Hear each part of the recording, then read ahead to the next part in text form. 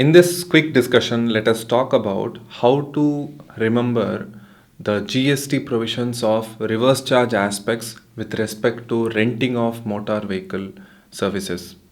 So, renting of motor vehicles is when you hire a car or you hire any other type of transport where you totally control the schedule of the travel, wherever you want to go, how many ever people you want to carry, it is under your control. The person who has rented it determines it.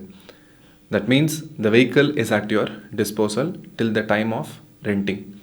Now, how do we calculate whether forward charge mechanism will apply or reverse charge mechanism will apply? And also, how do we determine how much tax percentage, whether 5% or 12%? Let us see this. Only three possible scenarios are there. First thing is service provider, service recipient. If the service provider, that is the person who is providing the cab service or the motor vehicle, the driver, let's keep it like driver. If the driver happens to be a company, okay, then that situation, it doesn't matter who the service recipient is, the passenger who is traveling, whether that person is an individual, firm or a body corporate, it doesn't matter. In that first situation, the tax is payable under forward charge mechanism by whom? By the service provider. Now, the service provider has a couple of options. One is he can either choose to pay tax at 5% with the limited ITC, and or he can choose to charge 12% GST without any limitations on ITC, input tax credit. So I don't want to delve into what is limited ITC and all that. We will cover it in a later video. But just understand, if the service provider wants to choose 5%, then limited ITC, unlimited ITC, then he has to charge 12%. So the first situation is the service provider turns out to be a body corporate, straight away forward charge mechanism. Second situation, if the service provider, the driver happens to be an individual or a firm, doesn't happen to be a body corporate, but the person who is availing the cab service, the person who has rented, turns out to be a body corporate.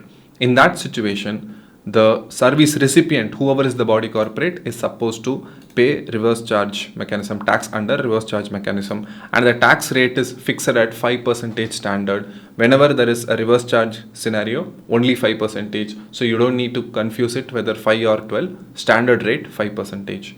Now the third situation is where the service provider and the service recipient both do not turn out to be a body corporate. So driver is also seems to be an individual or a firm. The person who has availed the service of cab also turned out to be not a body corporate. In that situation, again, it will resemble like situation number one. So the service provider has to pay GST. The tax is charged under forward charge mechanism. Again, the tax rate is at the disposal of the service provider. If the service provider wants full ITC, unlimited ITC, unrestricted ITC, then they have to charge 12%. But if they don't want to charge 12% and they want to charge lesser GST, then they may have to forego on the level amount of ITC that they can avail. So they get only limited ITC. So I hope this subsegment of this GST chapter is pretty clear to you. Let me know your thoughts if you still have any doubts about this particular segment, and also leave a comment on what other subtopic that you want me to cover in the form of concept bite in this channel. It will be very useful for you, for me, for everybody else. So I'll see you in the next one. Thank you.